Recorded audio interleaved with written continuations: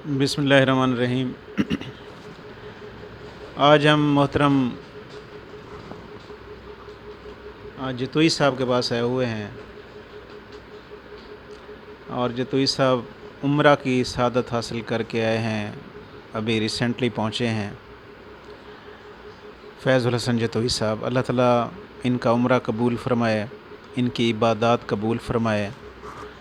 और बहुत ही खुशकिस्मत इंसान हैं कि 27 रमज़ान का उम्रा इन्होंने वहाँ मक्का पाक में अदा किया, जी भर के वहाँ इबादत की, अपनी फैमिली के साथ गए हुए थे और फिर अल्लाह ताला इनको खैरियत से वापस पाकिस्तान ले आया। तो जतोई साहब तोरा क्या मतलब महसूसात हैं उथा गए वे माशाल्लाह इबादत कीते ने? अस्सलाम वालेकुम रहमतुल्लाह। अल्हम्दुलिल्लाह सर, बस पहले जेल ते वैसे थोड़ी जी मैं पैर दी तकलीफ है उमरा ते बड़े टाइम चंगा बड़ा लग गए ते बस उहदे बाद डू निहार तराए उमरा कह नहीं कीता ते वल यो करंदे रह गए, तवाफ भी कह नहीं कीता, बस वेंदे आसे उहदे नमाज भी पढ़ते रह गए ते यो करंदे आसे, इफ्तारी भी उथें करदे आसे, 4-5 नमाज़ां उथें पढ़दे ते लेकिन अलबत्ता ये तवाफ ही ना कर सकदे, ज़रा पैर दा तकलीफ थी गई।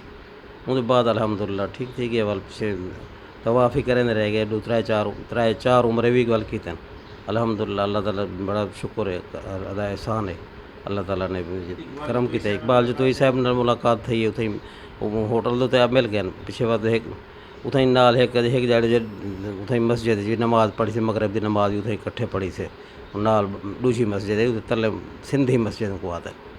अल्हम्दुलिल्लाह ठीक रह गए, अल्लाह ताला अगुत रहमत करे, तमाम दोस्तों को अल्लाह ताला ये सआदत नसीब फरमावे। अल्लाह। अस्सलाम वालेकुम व रहमतुल्लाहि व बरकातहू।